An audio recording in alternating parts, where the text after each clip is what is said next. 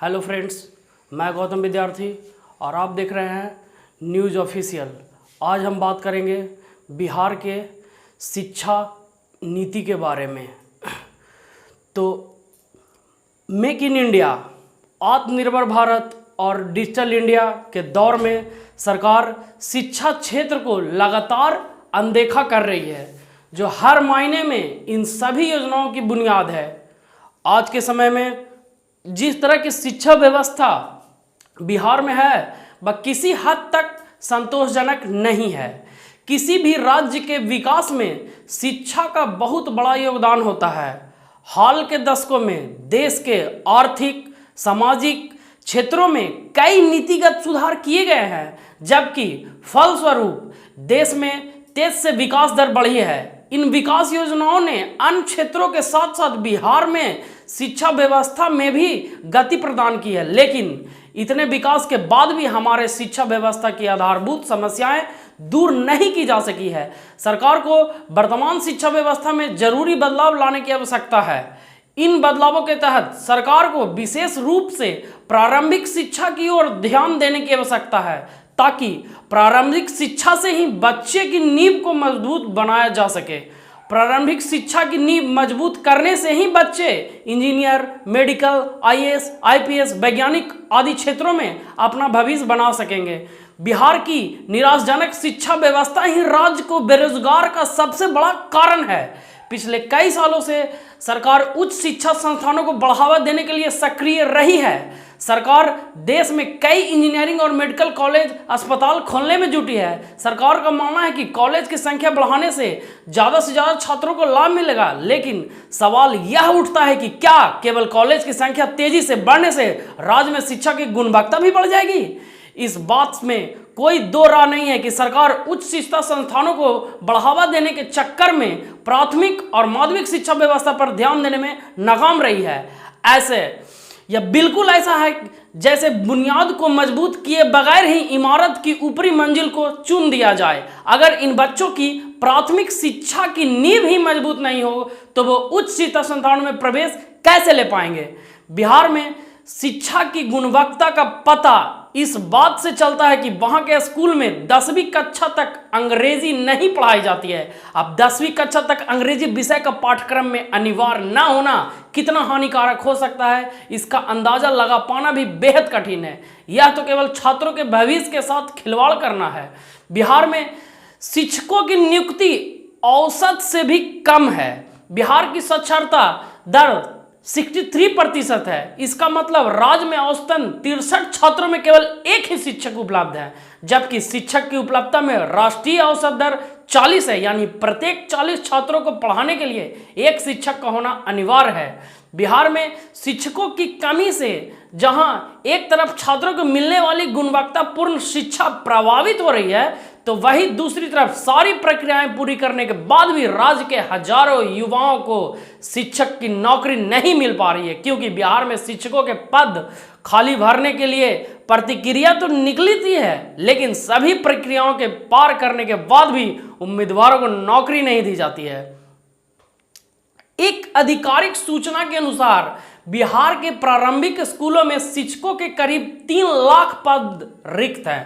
दरअसल पिछले 3 वर्षों से लगभग 94,000 प्रारंभिक शिक्षकों की नियुक्ति प्रक्रिया ऐसे ही उधर में अटकी है। शिक्षकों की नियुक्ति में रुकी हुई बहाली को फिर से शुरू करने के मुद्दे को लेकर बिहार के सभी उम्मीदवार सोशल मीडिया सरकार के अपना बात पहुंचा रहे हैं। ग्रेजुएट छात्र हैं सबसे ज्यादा बेरोजगार। बिहार में बहाली व नियुक्ति न होने से कारण बेरोजगार दर लगातार बढ़ती जा रही है। बेरोजगार की मार सबसे ज्यादा ग्रेजुएट छात्र ही झेल रहे हैं। CMI central for monitoring Indian economy April 2021 के रिपोर्ट के अनुसार राज्य के 34.3% ग्रेजुएट युवा बेरोजगार है। वही 10वीं से 12वीं करने वाले 18.5% युवाओं के पास रोजगार नहीं है। बात करें अगर हम बिहार के नालंदा जिले की, तो यहाँ स्कूलों में शिक्षकों को पढ़ाने और बच्चों को सिखाने का स्तर गुणवत्ता के लिहाजा से बहुत नीचे है। नालंदा जिले में ऐसी शिक्षण व्यवस्था के कारण अभी वहां के छात्रों को बेरोजगारी की समस्याओं को जूझना पड़ता है। यदि सरकार द्वारा जिले के प्राथमिक माध्यमिक शिक्षा पर ध्यान दिया जाए तो वहां के हालत बदलने में देर नहीं लगती। सीतामढ़ी में प्राथमिक स्कूल बुनियादी सुविधाओं से जूझ रही है। यहां अगर कुछ सुविधाएं उपलब्ध भी है तो केवल दिखावे के लिए है। आज यह बात किसी से छुपी नहीं है कि बुनियादी सुविधाओं के नाम पर बिहार के स्कूल केवल दोपहर का भोजन देने वाले केंद्र बनकर रह गए हैं। इन स्कूलों में शिक्षा का अभाव बाकी सभी कार्य पूरी जिम्मेदारी के साथ किए जाते हैं। बात करें अगर यहाँ की शिक्षा गुणवत्ता की तो वह भी किसी हद तक सराहनीय नहीं है। बिहार में शिक्षा व्यवस्था कैसी है यह बात तो जग जाहिर है, लेकिन इसी बीच कुछ महापुरुष ऐसे भी हैं जो लगातार यह दावा करते हैं कि बिहार में पहले के मुकाबले अभी शिक्षा व्यवस्था में बहुत सुधार हुआ है।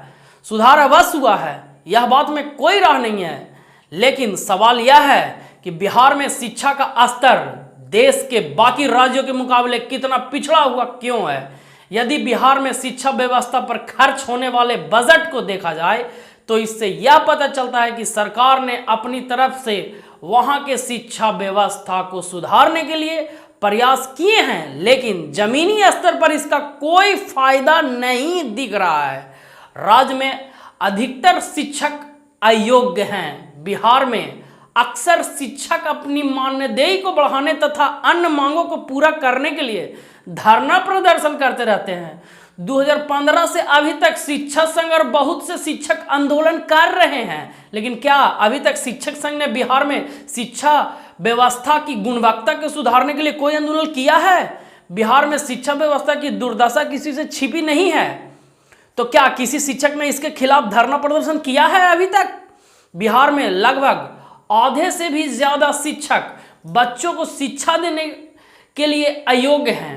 वो शिक्षक जिनको ऊपर कई नैनिहालों का भविष्य निर्भर करता है वह किसी भी स्कूल में नियुक्ति लायक नहीं है। बिहार में एक तरफ जहां शिक्षा व्यवस्था के लिए सरकार बजट बढ़ाती है और हर साल एक नया स्कूल खोलती है, वहीं दूसरी तरफ धांधलेबाजी अयोग्य शिक्षकों की भर्ती भी करती है। एक आधिकारिक रिपोर्ट के अनुसार सेकेंडरी लेवल पर 45% शिक्षक पेशेवर तौर पर शिक्षक पद के योग्य ही नहीं है, और वहां दूसरी तरफ हायर सेकेंडरी लेवल पर 7% शिक्षक आरटी के मानकों पर खरे नहीं उतर पाए। ऐसे में सवाल उठता है कि ऐसे अयोग्य शिक्षकों से बच्चे क्या सीखेंगे।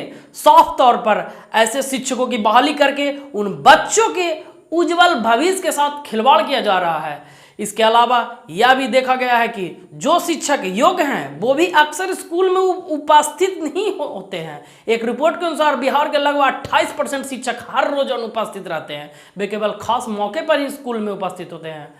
सरकारी स्कूल की दशा बेहद खराब है। बिहार में सरकारी स्कूलों की व्यवस्था पर तो सवाल खड़े हो ही रहे हैं, लेकिन सबसे अधिक सवालों के घेरे में वहां के शिक्षक की भूमिका है। सरकारी स्कूलों में जब उच्च अधिकारी का दौरा होता है तब अधिकतर शिक्षक अनुपस्थित पाए जाते हैं। जो शिक्षक उस समय पर उपलब्ध होते थे वो भी अक्सर लापरवाही करते नजर आते हैं। अभी हाल ही में बिहार के एक सरकारी स्कूल के दौरे के दौरान उच्च अधिकारियों ने पाया कि शिक्षक की स्कूल अनुपस्थित में थे और उनमें से 2 शिक्षक क्लास के बाहर कुर्सी लगाकर अपने फोन में व्यस्त नजर आए। एक तरफ तो सभी नियोजित शिक्षक समान काम के बदले समान वेतन की मांग कर रहे हैं, वहीं दूसरी तरफ नियुक्ति के बाद अपने काम में ऐसी लापरवाही करते नजर आते हैं। अधिकतर स्कूलों में पीने का साफ पानी व शौचालय उपलब्ध नहीं है। केवल बिहार ही नहीं बल्कि भारत के लगभग हर राज्य में सरकार स्कूलों का यही हाल है। सरकारी में अक्सर बच्चों को बुनियादी सुविधाओं के अभाव में जूझना पड़ता है। UNICEF United nation international children emergency fund के रिपोर्ट के मुताबिक 78,000 से ज़्यादा स्कूलों वाले राज्य बिहार के अधिकारी सरकारी स्कूल में पानी साफ नहीं उपलब्ध है और ना ही शौचालय है। वहीं बहुत से स्कूलों में दीवार व छत सुरक्षित ही नहीं है। साथ ही लगभग 20,000 स्कूलों में बच्चों के लिए प्लेग्राउंड नहीं उपलब्ध है। बिहार में शिक्षा व्यवस्था तभी सुधरेगी जब वहां के स्कूल बुनियादी सुविधाओं से सशक्त होंगे। बिहार में शिक्षा व्यवस्था में नकल भी एक बहुत बड़ी समस्या है। बिहार में शिक्षा व्यवस्था बेहतर होने के कारण अक्सर यहाँ के छात्रों को नकल का सहारा लेते देखा गया है। बिहार परीक्षा में नकल करके पास होना एक आम बात है। हर साल बिहार में लाखों बच्चे नकल का सहारा लेकर पास तो हो जाते हैं, तो उसी समय बच्चों के परिवार वाले अपने भविष्य को पास कराने के लिए घूसखोरी का भी सहारा लेते हैं। पिछले वर्ष कोरोना महामारी के बीच बिहार में बोर्ड परीक्षा आयोजित की गई थी। इस परीक्षा के लिए प्रशासन ने कई कड़े दिशा निर्देश जारी किए थे, साथ ही किसी भी नकल से बचाव के लिए पुख्ता इंतजाम किए गए थे। इसके तहत सीसीटीवी कैमरा लगाए गए थे रूम बाय रूम, जैमर्स लगाए गए थे रूम बाय रूम। इसके अलावा छात्रों को परीक्षा हॉल में घुसने से पहले चेकिंग करना अनिवार्य था। बावजूद इसके बिहार में पहले दिन के ही बोर्ड परीक्षा में लगभग 50 छात्र को नकल करते पाया गया। इस दौरान छात्रों के नकल के सबसे ज्यादा मामला नालंदा जिला से आए हैं। वहां परीक्षा के दौरान 12 छात्र नकल करते हुए पकड़े गए। इन सभी छात्रों को परीक्षा से बाहर कर दिया गया है। इसके अलावा पटना, रोहतास, भोजपुर, मुंगेर, चंपारण जिले से भी नकल के मामले सामने आए हैं। टॉपर्स घोटाला के बारे में तो आपने सुना ही होगा। बिहार की शिक्षा व्यवस्था ही जिम्मेदार है उसके लिए। यह कहना बिल्कुल गलत नहीं होगा कि बिहार में स्कूल नहीं बल्कि फर्जी टॉपर्स की फैक्ट्री चलाई जाती है, जहां अच्छी खासी रकम देकर आप बोर्ड परीक्षा में मनचाहा रैंक प्राप्त कर सकते हैं। वैसे तो अगर देखा जाए तो टॉपर घोटाले के लिए बिहार की शिक्षा व्यवस्था ही जिम्मेदार है, क्योंकि जब तक बच्चे के प्राथमिक शिक्षा की स्थिति नहीं सुधरेगी तब तक बच्चों को अभिभावकों को अपने बच्चों को पास कराने के लिए इन घोटालों का ही सहारा लेना पड़ेगा।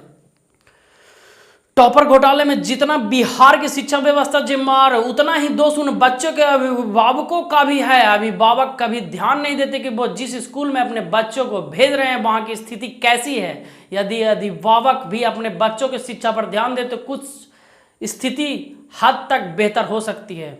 साल 2016 में बिहार में टॉपर घोटाले का एक बहुत बड़ा मामला सामने आया था। इसमें बिहार की एक छात्रा ने बोर्ड परीक्षा में टॉप किया था। हाजीपुर की रहने वाली इस छात्रा ने आर्ट स्ट्रीम में टॉप किया था, लेकिन जब एक पत्रकार ने पूछताछ की तो उसे अपने सब्जेक्ट का नाम तक ठीक से याद नहीं था। यह मामला सामने आने पर बिहार बोर्ड ने हर संभव सफाई देने की कोशिश की थी। साथ ही उस छात्रा को दोबारा रिव्यू टेस्ट लिया गया था, जिसमें उस टॉपर छात्रा ने एक भी सवाल का जवाब नहीं दिया था। पूछताछ में उस छात्रा ने बताया कि उसकी कॉपी किसी और ने लिखी थी।